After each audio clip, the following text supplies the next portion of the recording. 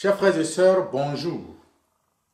Un piège est à l'origine de l'enseignement de Jésus qui a abouti à cette maxime très connue: rendez à César ce qui est à César et à Dieu ce qui est à Dieu. Alors, de quoi s'agit-il? Un jour, les pharisiens envoyèrent demander à Jésus s'il est permis, oui ou non, de payer l'impôt à César l'empereur. Jésus se fit donner la monnaie de l'impôt et leur demanda: cette effigie et cette inscription, de qui sont-elles? Ils répondirent: de César. Alors Jésus leur dit: rendez à César ce qui est à César et à Dieu ce qui est à Dieu. Cette réponse de Jésus est devenue depuis lors une maxime très connue. Rendez à César ce qui est à César, pour signifier qu'il faut savoir attribuer le mérite d'une chose à son seul auteur. Néanmoins, on oublie deux choses au sujet de cette expression.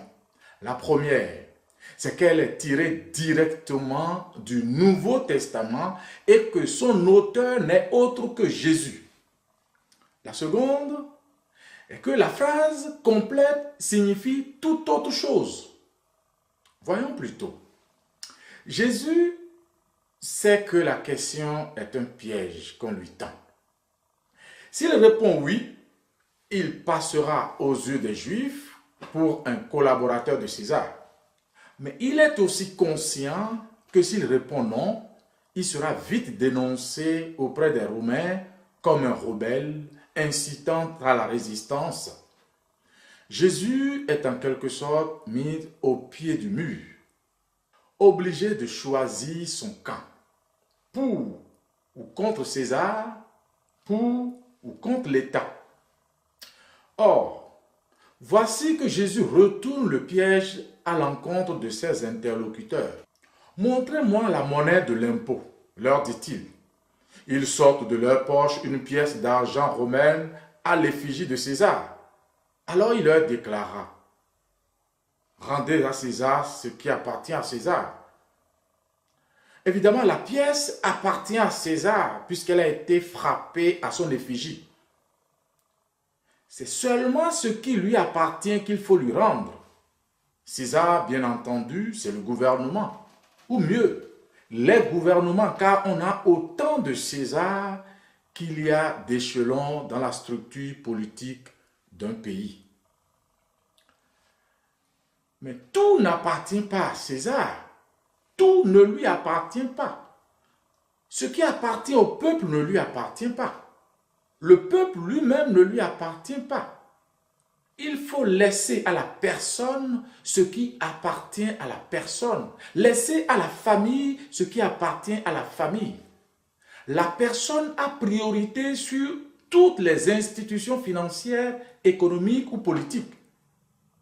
La personne humaine doit être placée au premier rang des réalités terrestres, nous rappelle le pape Pie XI dans son encyclique Divini Redemptoris.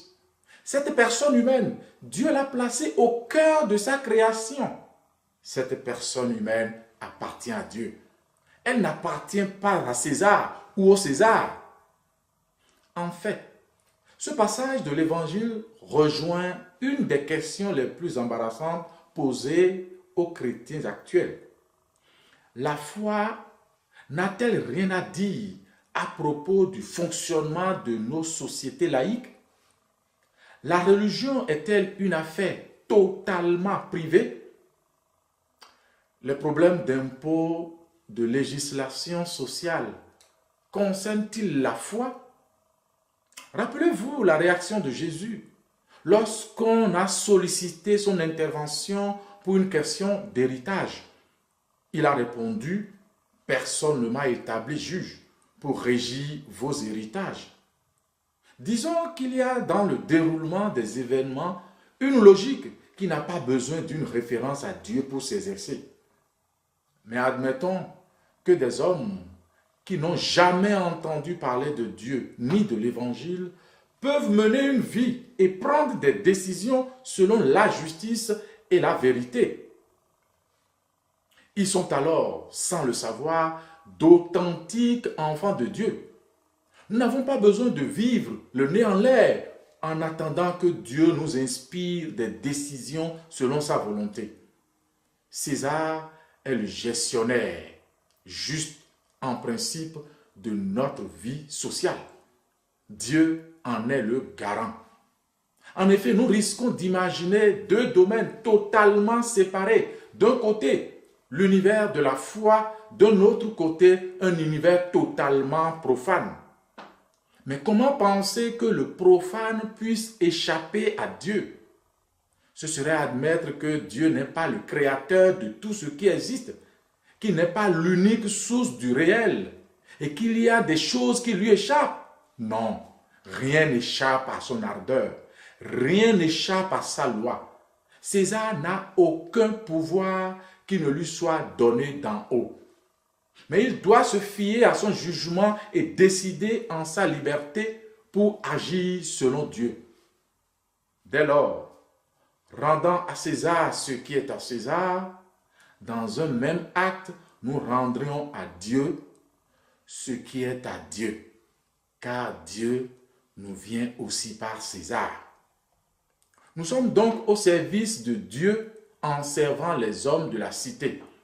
Mais nous ne pouvons nous servir de Dieu pour justifier et imposer nos choix. Ce serait faire de Dieu l'instrument de notre domination. Le pouvoir qui, comme le dira plus tard Jésus à Pilate, lui a été donné d'en haut, n'a de sens que s'il est au service de la dignité de chaque personne humaine dans son intégrité et de tous les hommes dans leur égalité. Cette dignité humaine est à l'effigie de Dieu et donc appartient à Dieu. En fin de compte, la monnaie appartient à César puisqu'elle a été frappée à son effigie. Et César lui-même appartient à Dieu puisqu'il est à l'effigie de Dieu. Mais en demandant de rendre à Dieu ce qui est à Dieu, Jésus affirme qu'aucun César ne peut prétendre être le maître absolu des hommes, car Dieu seul demande le tout de l'homme. Bon partage.